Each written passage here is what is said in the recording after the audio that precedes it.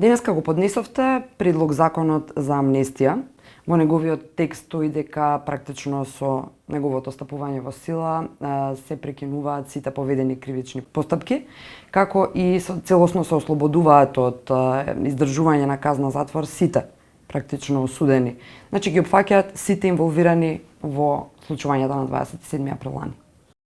Точно така, ова е потек кој што кореспондира со она што го најави господинот Заев, дека кај него има желба како представник на владеачкото мнозинство, настаните од 27 април да бидат настани кои што ќе служат за помирување и амнестија на целото општество, вклучително и на лицата кои се офатени со тој прогон. Го поднесовме овој предлог закон затоа што сметаме дека власта преку овој предлог закон ќе има вистинска можност да покаже дали навистина е за неселективна правда која ќе важи за секого и за помирување кое што може да ги спушти тензиите и поларизацијата на македонското општество, или пак се работи за некој маневар од страна на владеачкото мнозинство и нивната намера сепак ќе остане селективна правда и злоупотреба на некои пратеници во тој контекст. Денеска СДСМ преку пораките на Костадин Костадинов, вашиот колега пратеник од СДСМ, се дека амнестијата практично значи упад во правниот систем и тие се уште примарно се држат до формирање на така наречено собраниско тело комисија за помирување. Упад во правниот систем може да збориме за упад во правниот систем ако збориме за градоначалникот на општина Ново село, кој што беше фатен со шверц од цигари, требаше да оди во затвор и не оди во затвор. Тоа е упад во правниот систем кој што ние гледаме дека се случува кога власта ги користи тие механизми. За упад во правниот систем може да се смета и предметот подкуп, каде што цела јавност виде кој и што барал како градоначалник на Струмица, а потоа имавме пресуда која што е спротивна, би рекол, на перцепцијата на јавноста за тоа што се случувало. Така што СДСМ нема некој кредибилитет да збори за упад во правниот систем, но доколку има политичка волја да не се злоупотребува правниот систем селективно со цел да се зголемува притисокот кај некои пратеници за да гласаат по желба на власта, кога се менува уставот спротивно на волјата на народот, тогаш овој предлог закон сметаме дека е добра основа. И доколку кај СДСМ постои основно расположение да се движи земјата во тој правец, на едно помирување и заедништво, предлог текстот можат да го подобрат. Денеска видовме известување, нели преку медиумите, дека Заево придружба на Димитров и на Десковска биле на средби со така наречената група на независни пратеници, за неја малку подолу би ве прашала, како е возможно да се преговара во насока на помирување само со пратеници, односно меѓу нив се тројца од првата тројка обвинети практично за 27 април. Крсто Муковски е првиот обвинет. Мислам дека самиот состав и самите средби и тајмингот во кој што се случува помеѓу две двотретински гласања, тоа пред неколку дена и тоа што следува после 2,5 месеци, покажува која е целта. Целта е да се задржи бројката од 80 пратеници кои што ќе дадат поддршка за смена на уставот спротивно на волјата на народот.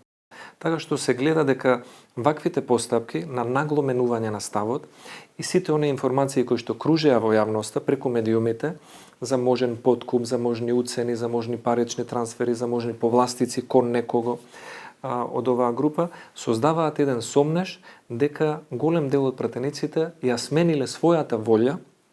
и со тоа волјата на гласачите кои што ги избрале со доверба